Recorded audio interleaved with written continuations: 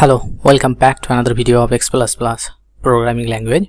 In this video we will talk about a string to container function. Let me show you one example, then it will be clear for you what you want to do using this particular function. Okay, as you can see in this particular example that we have a comma separated string of roles. So in this particular string, role string, we have a comma separated value. For example, technical or functional, or there can be a different value. It can be contained with a comma separated string value as well as integer value. It can be a floating point number value, and now we want to convert it to the container. Then how can we do that? That is our video purpose. Okay, so for that you have to use the string to container function. We already have a string to container function. We can use that one. So let me show you the example, then it will be more clear for you. In this particular example you can see that we have a container example class, and inside this main method we have written our code. So here we have to declare a container which is the employee roles, and here in this particular line you can see that comma separated string of roles. So here the technical and functional role is there with a comma separated. Okay, now to convert this particular string to container, we have a string to container function. Here you have to pass the value of the string that you want to convert, and then in the second one you have to pass the value of string which is separated. Okay, so in this case it will be a comma, and also you can pass the boolean value and to convert the numeric to integer as well. Now it will convert this particular string to a container, and it will put inside this container variable. Now you can use a for loop to see all the values which is converted from this string to container.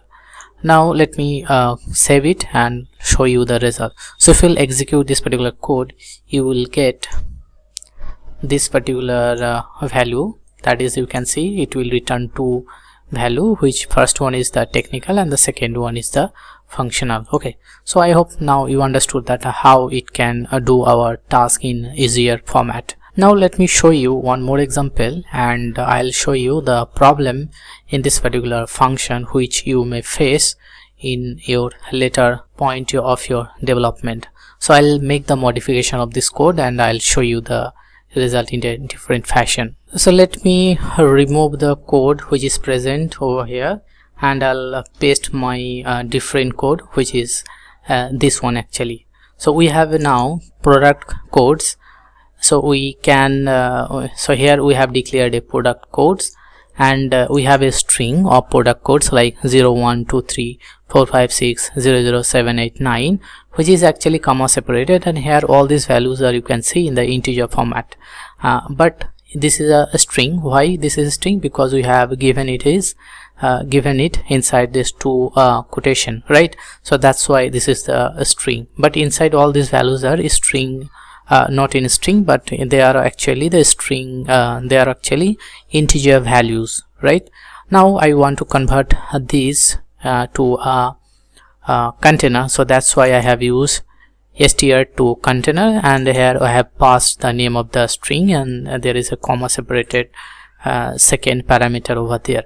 Now I want to see whatever the value is actually there, it will.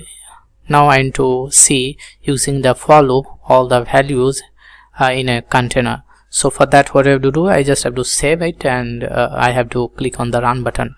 So let me give you time, and please comment it that what it may produce.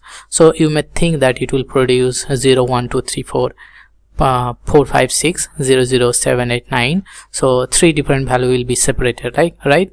So but that's not true, because if you'll execute this code, it will give you some different result. So let me click on the start button to show you that one. Now you can see that our code executed successfully and we got three different values. But here you have to remember, here you have to see the values here.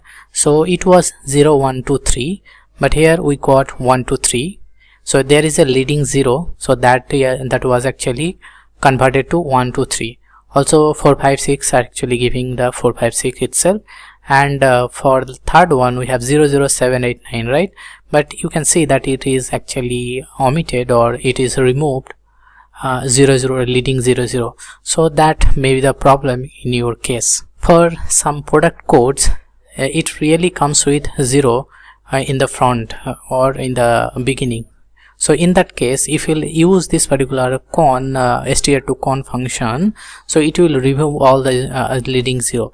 That may be create the problem in your code, but intentionally you don't want this type of removal from a string. So in that case, what it is actually doing, it is converting a string to integer, and it's removing the leading 0 for each and every string that is present with a comma separated. So that's the problem. So to solve this kind of issue, what you have to do, you have a different function, so you can use that to avoid this kind of operation. So for that, let me show you that as well, that function as well. And now let me remove this particular function over here. Instead of this one, what I'll do, I'll just give a global function that is a str2Con underscore ru. So this particular function will take the string, and the separator will be comma.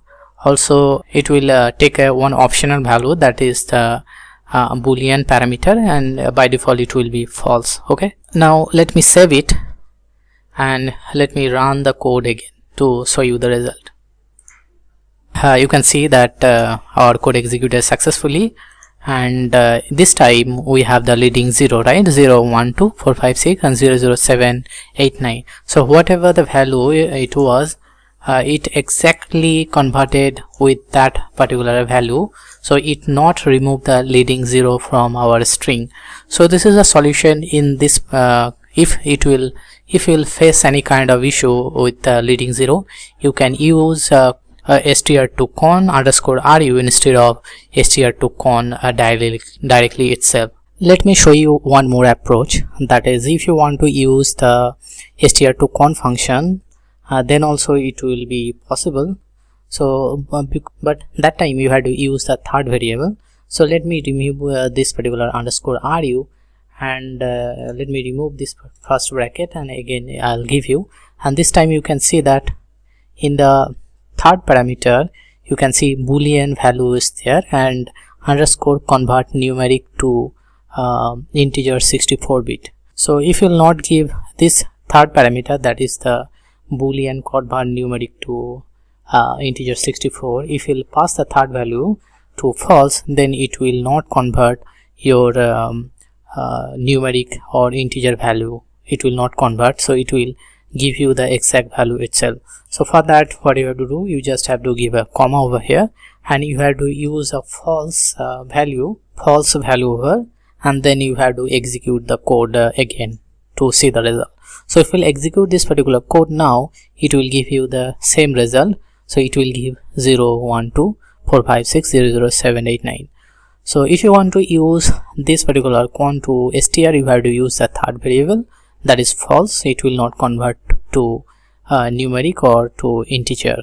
Okay, or if you don't want to use this particular str2Con, then you can use the str2Con underscore ru function. So I hope now it's clear that how you can use both of them. Okay, so I hope now it's clear how you can use the con str2Con as well as str2Con underscore ru function. I hope you found out this video helpful. If you have any question regarding this particular concept, then you can ask it in the comment section. I'll try to help you or respond as soon as possible. So thanks for watching this video. See you in the next one. Till then, take care. Bye bye.